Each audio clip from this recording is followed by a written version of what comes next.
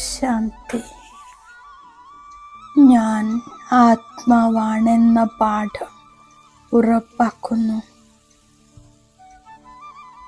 ബാഹ്യലോകത്തിൽ നിന്നും മനസ്സും ബുദ്ധിയും പതുക്കെ വേർപെടുത്തി ഞാൻ സ്വയം തന്നെ കാണുന്നു.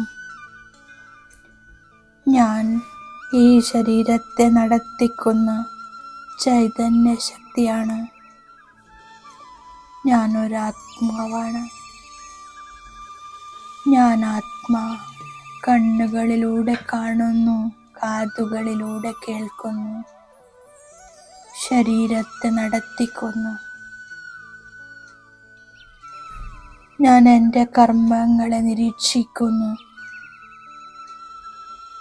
ഞാൻ ജ്യോതി ബിന്ദു സ്വരൂപമാണ്. മസ്തകമധ്യത്തിൽ ഭ്രുകുടിയിൽ വിരാജമാനായ ആത്മാവാണ്. ഇതെൻ്റെ ശരീരമാണ്. ഞാൻ ശരീരമല്ല. ഞാൻ ചൈതന്യമായ ആത്മാവാണ്. ശരീരം ജഡമാണ്. ഞാൻ ചിന്തിക്കുന്നു, മനസ്സിലാക്കുന്നു, കാണുന്നു. പ്രകൃതിയുടെ 5 തത്വങ്ങളിൽ നിന്നും എൻ്റെ ശരീരമുണ്ടായിരിക്കുന്നു. ഞാൻ ഈ ശരീരത്തിൽ നിന്നും വേറെയാണ്. ഞാൻ എപ്പോഴാണോ ഈ ശരീരത്തിൽ നിന്നും വേറെയാണെന്ന അഭ്യാസത്തിലൂടെ അതിരറ്റ ശാന്തിയുടെ അനുഭൂതിയുണ്ടാകുന്നു. ഇപ്പോൾ ഞാൻ എൻ്റെ ശ്രദ്ധ ശരീരത്തിൻ്റെ അവയവങ്ങളിൽ നിന്നും മാറ്റുന്നു. എൻ്റെ തുറന്ന കണ്ണുകൾ സ്ഥിരമാകുന്നു. ശരീരവും ശാന്തവും സ്ഥിരവുമാണ്. എൻ്റെ വിചാരങ്ങളെ ഞാൻ സ്വയം തന്നിലേക്ക് കേന്ദ്രീകരിക്കുകയാണ്. വിചാരങ്ങളുടെ ഗതി പതുക്കെയാകുന്നു. മനസ്സ് ശാന്തമായി കൊണ്ടിരിക്കുന്നു. ഞാൻ ആത്മചിന്തനം ചെയ്യുന്നു. സ്വയം തന്നെ നിരീക്ഷിക്കുന്നു. ഞാൻ ഈ ശരീരത്തെ നടത്തിക്കുന്നു. ഇതെൻ്റെ രഥമാണ്. ഞാൻ ചൈതന്യ ശക്തിയാണ്. ഞാൻ ജ്യോതി ബിന്ദു സ്വരൂപാത്മാവാണ്. ഞാൻ അലൗകിക പ്രകാശമാണ്. അജർ അമർ അവിനാശിയാണ്.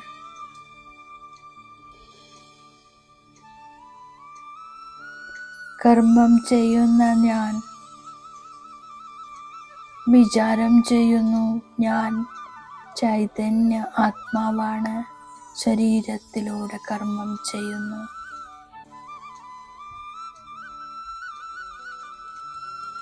ഈ ദേഹത്തിലിരുന്നു കൊണ്ട് എന്നിൽ നിന്നും ശ്വേതകിരണങ്ങൾ 4 ഭാഗത്തും പ്രസരിക്കുന്നു.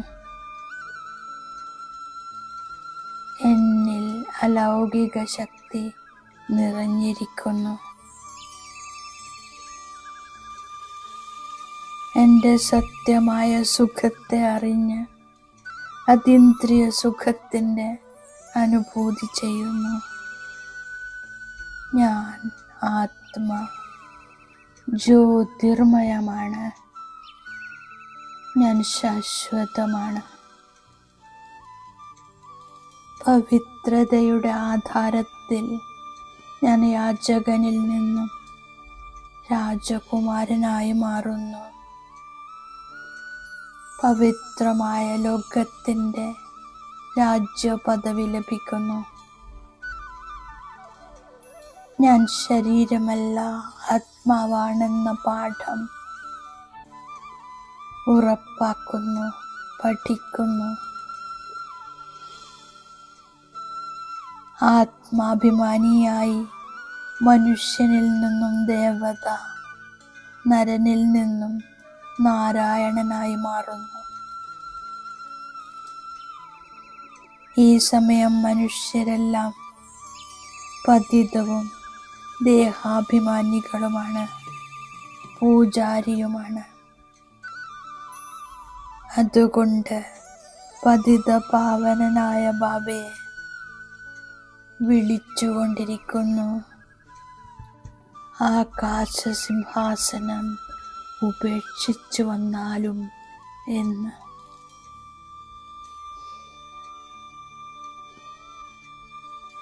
ബാബ ജ്ഞാനത്തിൻ്റെ സാഗരനും പതിത പാവനനുമാണ്. എല്ലാവരും ദുഃഖികളായത് കാരണം പാരലൗകിക അച്ഛനെ വിളിക്കുന്നു. പരംപിത പരമാത്മാവാണ് ഉയർന്നതിലും ഉയർന്നത്. പതിതമായ മനുഷ്യർ ബാബയെ ഓർമ്മിക്കുന്നു. അച്ഛൻ വന്നിരിക്കെയാണ് കുട്ടികളെ ആത്മാഭിമാനിയാക്കാനുള്ള പാഠം പഠിപ്പിക്കാൻ. അച്ഛൻ തന്നെ വന്ന് ഭാരതവാസികളെ ദേവീ ദേവതയാക്കുന്നു. ഇതിപ്പോൾ രാവണ രാജ്യമാണ്. ഇത് ശിവന്റെ ജ്ഞാനയജ്ഞമാണ്. രുദ്രജ്ഞാനയജ്ഞമെന്നും പറയുന്നു. ഇപ്പോൾ ഭക്തി പൂർത്തിയാകുന്നു. അതിനാൽ പഴയ ലോകത്തോട് വൈരാഗ്യമാണ്. വിനാശം മുന്നിൽ നിൽക്കുന്നു. ഭഗവാനാണ് ഈ ജ്ഞാനയജ്ഞം രചിച്ചിട്ടുള്ളത്. ശിവബാബ ബ്രഹ്മാവിലൂടെ ആദി സനാതന ദേവതാ ധർമ്മത്തിൻ്റെ സ്ഥാപന ചെയ്യുന്നു, ചെയ്യിപ്പിക്കുന്നു. ബാബ എല്ലാവരുടെയും സദ്ഗതി ചെയ്യുന്നു. എല്ലാവരും ഓർമ്മിക്കുന്നതും ഒരു ബാബയെ മാത്രമാണ്. ബാബയെ ഓർമ്മിക്കും തോറും പതിതത്തിൽ നിന്നും പാവനമായി മാറും. പതിതത്തിൽ നിന്നും പാവനമായി മാറുന്നതിനു വേണ്ടി ജ്ഞാനയോഗത്തിൽ ഉറച്ചിരിക്കണം. ആത്മാവിലുള്ള അഴുക്കിനെ ഓർമ്മയുടെ പരിശ്രമത്തിലൂടെ ഇല്ലാതാക്കണം. ഞാൻ ബ്രഹ്മാമുഖവംശാവലിയായ ബ്രാഹ്മണനാണ്. സമ്പത്തിന്റെ അധികാരി ബ്രാഹ്മണനാണ്. കാരണം ശിവബാബയുടെ പേരക്കുട്ടിയാണ്. ഞാൻ ബാബ തന്നിരിക്കുന്ന വരദാനത്തിൻ്റെ സ്വരൂപമാക്കുന്നു. തൻ്റെ ശക്തിശാലിയായ മനോവൃത്തിയിലൂടെ പതിതമായ വായുമണ്ഡലത്തെപ്പോലും പരിവർത്തനം ചെയ്യുന്ന മാസ്റ്റർ പതിത പാവനിയാകുന്നു.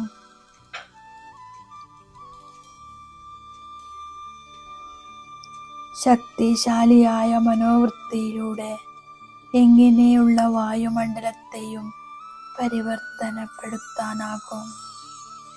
വായുമണ്ഡലം വികാരിയാണെങ്കിലും എൻ്റെ വൃത്തി നിർവികാരിയായിരിക്കണം. ഞാൻ മാസ്റ്റർ പതിത പാവനയായി സ്വന്തം ശക്തിശാലി മനോവൃത്തിയിലൂടെ അപവിത്രവും ദുർബലവുമായ വായുമണ്ഡലത്തെ ഇല്ലാതാക്കണം. പതിതവും ദുർബലവുമായ വായുമണ്ഡലത്തെക്കുറിച്ച് വർണ്ണിക്കുന്നതും പാപമാണ്.